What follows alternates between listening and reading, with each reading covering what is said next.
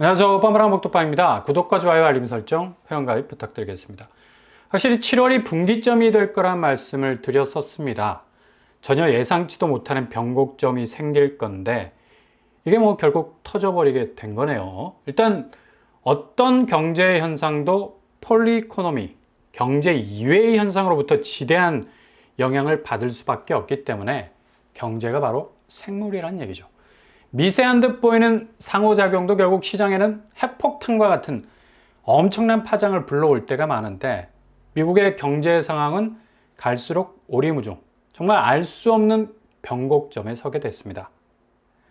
오늘자 달러 인덱스만 보더라도 아수라장이 되어버린 오늘 이슈 때문에 전체 통화 가치의 시스템은 다시 달러로 하여금 엑셀 위에 발을 두도록 해서 급작스럽게 달려가고 있네요.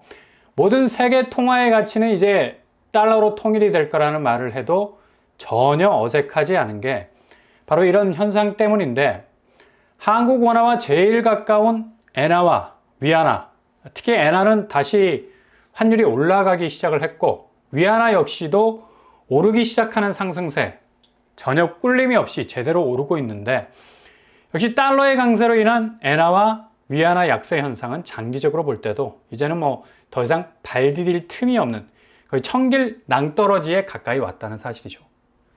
그만큼 달러의 위상은 골디락스, 경제가 높은 성장을 하고 있음에도 불구하고 물가는 제자리를 찾아가는, 어찌 보면 서부의 골드러시와 비슷한 말이 현실화되는 것 아니냐는 이야기들이 이 금융권에서 일반적으로 떠돌아다니는 달러 강세의 현실을 제대로 보여줄 수 있는 한 방이 될 수가 있는데, 일단 아시아 준 기축 통화를 할 수 있는 엔화와 위안화는 거의 죽상이 다 되어가지고, 엔화는 슈퍼엔저, 위안화는 평가절하를 고민해야 할 만큼 이 달러의 그림자 앞에서 숨을 쉴 수가 없을 정도로 고개를 푹 숙이고 있는 건데, 일단 원화는 달러 인덱스의 영향을 제대로 받고 있는 엔화와 위안화 사이에서 환율 불안정성을 더욱 높여갈 것으로 보이게 되죠. 특히 오늘 터진 일들로 인해서 미국은 다시 다음 주부터 경제 전반의 기대 심리가 다시 한번 탄력을 받을 것으로 보이고요. 벌써부터 가상화폐 시장이 들썩거리고 있지 않습니까?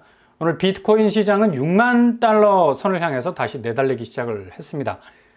지난주만 해도 5만 달러 선상에서 무너지지 않을까라는 우려가 엄청나게 높았었는데, 바로 오늘 사건을 계기로 완전히 방향을 틀어버리는 이 과감한 행보를 보이고 있다는 것.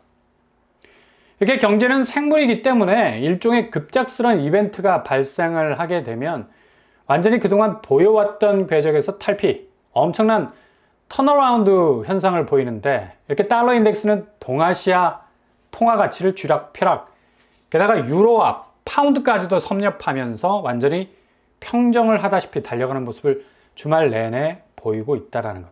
이게 변수란 얘기죠.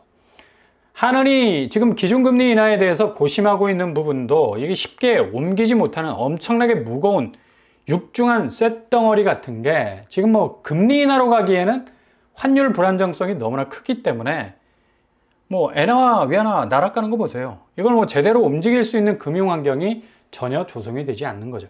그래서 인하는 고사하고 도리어 동결 레버만 굳게 붙잡고 있는 형국인데 어떻게 시장의 기대대로 움직일 수가 있겠습니까?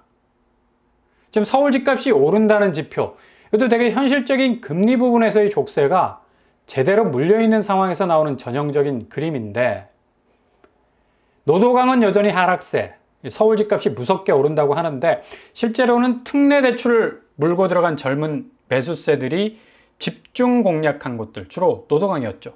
근데 여기는 여전히 집값 오름세가 그리 급격한 양상을 보이지 않는 건 이런 매수세들을 잡아내기 위한 집을 파는 사람들, 그러니까 매도세가 적정선의 가격 라인이라는 대열을 잘 유지해야 매수세가 나가 떨어지지 않을 수가 있으니까 저렇게 버티고 있는 거죠.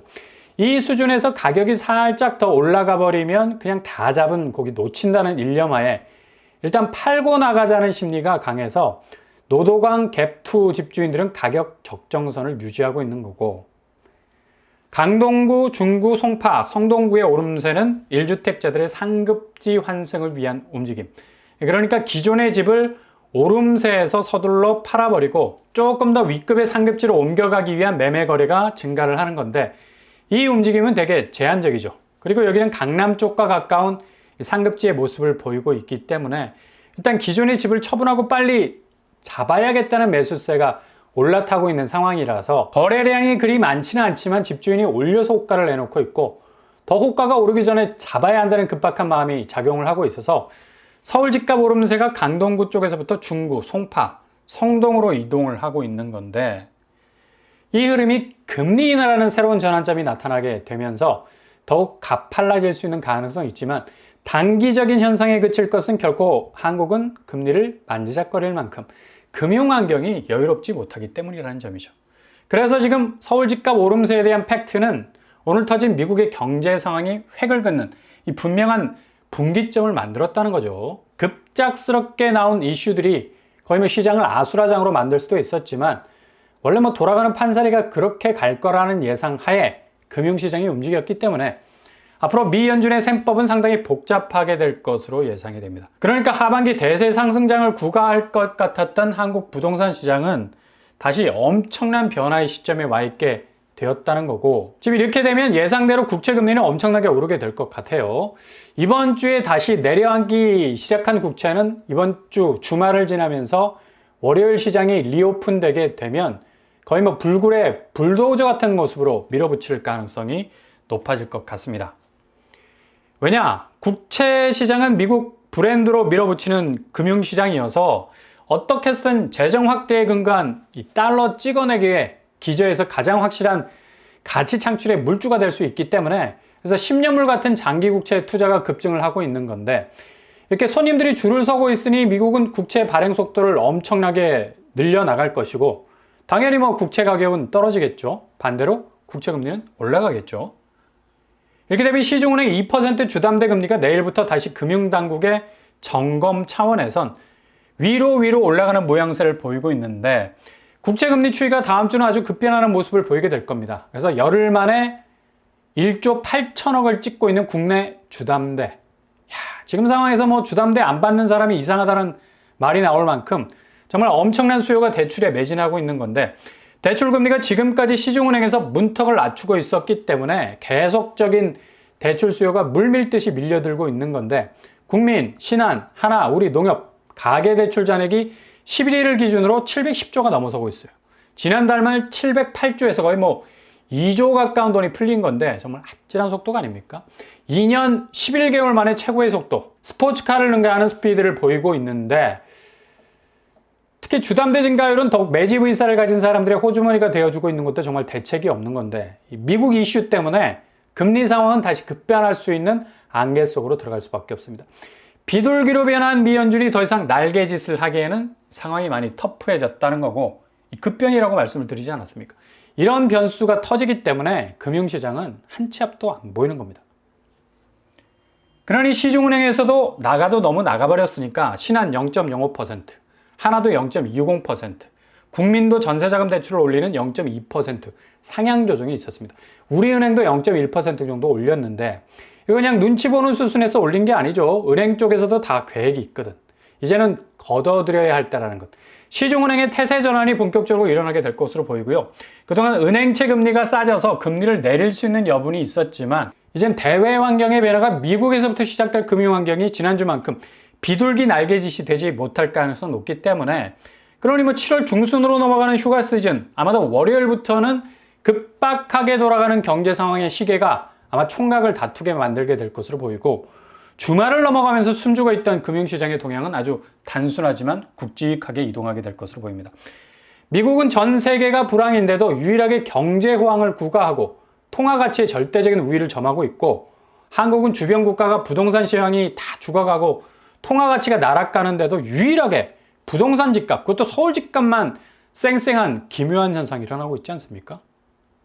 호황도 전혀 아닌 백그라운드 속에 레버리징하는 대출 수요에 깔아놓은 자금들이 급변하는 금융 환경 속에서 얼마나 이걸 버티고 나갈 수 있겠는가, 의구심이 충분히 가질 수밖에 없는 거고요. 은행들의 부실이 이금융권부터 저축은행, 새마을금고 쪽에서 좁혀오는 위기감, 기존 예금 창구를 위협할 수 있는 연체율 증가 추세로 8% 가까운 수위를 보이고 있어서 한 방에 터질 수 있는 리스크 충분히 가지고 있다는 얘기죠.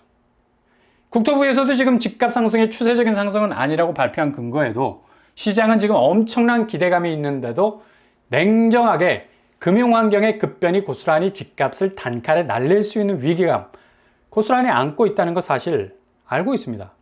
그러니까 주담대 금리 톤다운 시키는 그런 액션까지 나오고 있는 거죠. 그러니 지금의 시장은 한마디로 한 번에 모든 상황이 거꾸로 뒤집어질 수 있는 아주 다사다난한 부동산 상황을 고스란히 드러내고 있는 것 분명합니다. 잘 들여다 보실 수 있길 바랍니다. 정말 7월, 8월에 엄청난 사건들이 줄줄이 터질 수도 있겠습니다.